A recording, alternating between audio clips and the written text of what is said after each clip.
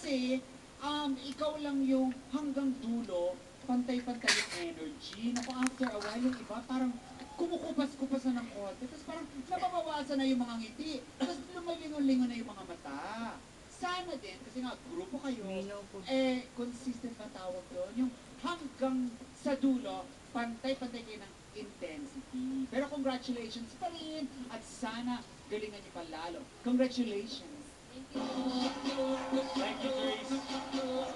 Diba? Kung kayo, paborito nyo yung nakapula, ako naman, paborito ko yung katabi niya, yung payat na naka-Taras Bulba. Ikaw? Ikaw ang favorite ko dahil nakikita ko yung mga moves mo, punong-punong energy at very consistent ang pagsayaw mo. And one thing I've noticed, no, kahit na masasabi ko yung grupo niya has a lot of promise, hindi kayo sabay-sabay. Like yung nandun sa likod na naka-red, nakakita kita, hindi ka, nawawala ka. Tumitingin ka sa mga nasarapan mo, and wala kang energy katulad yung nasarapan.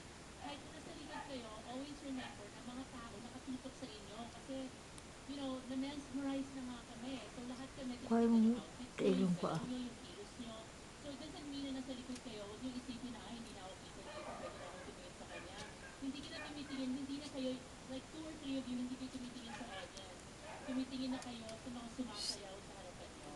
That means you don't really know your steps. So, pag yun naayos nyo, and siguro you can rehearse in front of a mirror and practice more, you really have a lot of promise kasi pumunta yung energy yung grupo nyo. Kaya, I will give you a high score tonight. Dream Girls, may good moments, may bad moments, pero mamaya jury na para kayo. Good luck. May bitay na. Iya, pagkasabot wala may bitay. Nagatundo ang ating susunod na balitabang pawang premature ang naging apat na anak. Kamusta ka na kaya mo ngayon? Magkuntuan tayo sa kanya.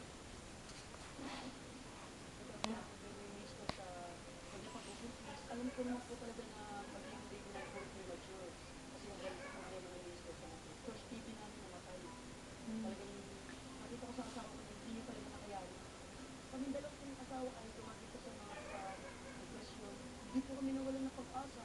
Pinatibay ko lang ng miss ko. Ano ba dapat ito sa amin? Totoo siya. Tanda sa TV.